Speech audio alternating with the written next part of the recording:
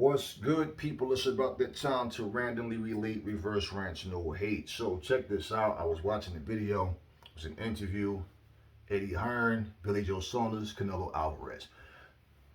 I like the fact that both fighters are talking confident. No smack talking. Y'all know me. I'm opposite. All that. Yo, when I come June 5th, I'm going to knock you out. Yada, yada, yada. I walk this earth like a god. I'm going to knock you out. Y'all remember how that went, right? You always got a bunch of fighters do that. Billy Joe is laid back. Billy Joe is like, I like the way he answered Eddie Hearn's questions. You know, Eddie was asking questions for people that think this and this, yada, yada, yada. I mean, he was just on point with his responses. And like he was basically saying, look, he's asking, how do you beat Canelo? What do you do? People think that you can't do this and that. He's like, listen, when the bell rings, then we'll know what we're supposed to do. You know, Canelo basically gave Billy Joe his props, said he's a very, good fighter, very skilled fighter, and he's going to present a problem, so like, I'm up for the challenge. Basically same thing.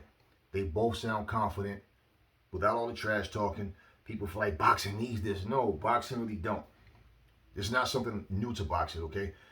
All the trash talking doesn't mean anything. We've seen too many fighters make all these promises, I'm going to do this, I'm going to do that, and then the opposite happens. Or it happens to them. You understand what I'm saying? Or they get in there and they don't do what they say they're going to do.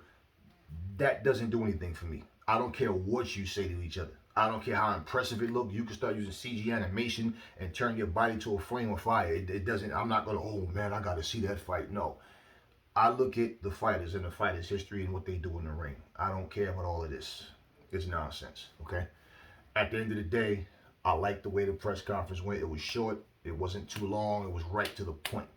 Now, for those who don't think Billy Joe has a chance, well, tune in and we'll see, right? For those who think that Billy Joe does have a chance, same thing. But Canelo, at the end of the day, he understands that whoever he fights, he knows that the majority of people think he's going to win. So Canelo, he's pretty much, the way I see it, I expect him to go in there and just be the same Canelo. Okay, now I'm not saying not adding something new to his game. I'm just saying, like, poise, patient. I'm gonna break you down. I'm gonna take advantage of I'm gonna try to take advantage of every mistake you make. I expect Billy Joe to do the same thing. I don't expect Billy Joe to go in there with a lot of weight on his shoulders, like I gotta impress the people. I gotta do that. No, I gotta come in there, stay focused, stick to my game plan, win a fight, make whatever adjustments I need to make in the ring. And that's how it has to be. Because one of the things with an old school mentality, people will say certain guys find ways to win. But a lot of times, if you listen, old trainers always talk about stick to the game plan, stick to the game plan, stick to the game plan, to the point where the fighter in the ring is realizing this shit is not working. Okay, I have to, and they're telling you, no, you have to. And how many times have we seen different fighters like Raylan or like Ali, Larry Holmes, certain guys, they don't do what the trainer is saying. And then what they do actually works. Because a lot of times you're in the ring, the trainer's saying, yeah, I know you're getting caught, but, keep your guard up, but you got to come in. Because in their minds, that's all they can see you doing to win. But instinctively, you know what? No different from Tyson Fury getting dropped by Wilder and then getting up, realizing, you know what? I'm having success when I'm going forward. I'm catching this dude. You know what? Next fight. Because he spent that whole fight pretty much on the back foot. You got to be able to, on the fly, boom, okay, I see what he's doing. I see what I have to do. And I just hope it's a good fight. I mean, however it go. Whoever wins or however it go, I just hope it's a good fight. We'll see. Anyway, like I said, I like the way both guys are talking. You know what I'm saying? We can all stand here and do breakdowns. I sometimes will give my opinion on what I see a fighter having to do based on, the skills that they showed us. But one thing is, especially with intelligent fighters, you don't know what kind of problem that the opponent's going to present to each other. Because they may both come out and do something different from what we're used to seeing, them do. You never know.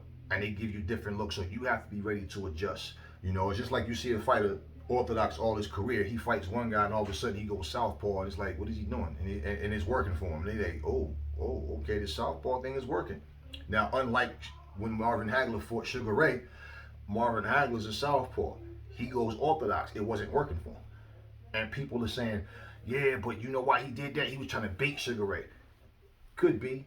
My guess is more that his southpaw stance wasn't working like he wanted it to. So he was trying to give Ray Leonard that look, but it was really basically, I can't catch this dude, man. He's, you know, I'm thinking because people was they always say they were saying Marvin Hagler being a southpaw is going to present problems for Ray Leonard, and it wasn't.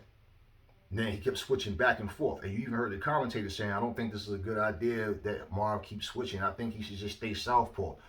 Marv started having more success when Ray started to get tired.